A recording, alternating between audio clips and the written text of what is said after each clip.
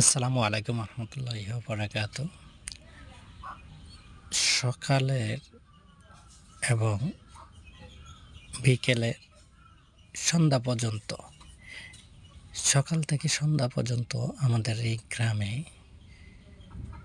মাছ ধরার এই দৃশ্যগুলা অত্যন্ত দেখনীয়।